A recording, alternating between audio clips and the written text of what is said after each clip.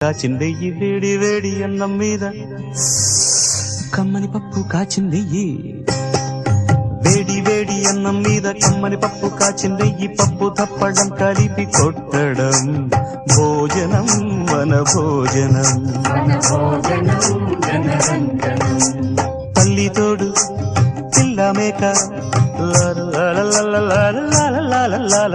తల్లి తోడు పిల్ల మేక ఆలు మగలు అత్త కోడలు బాసు బంటూ ఒకటేనంటూ కలవడం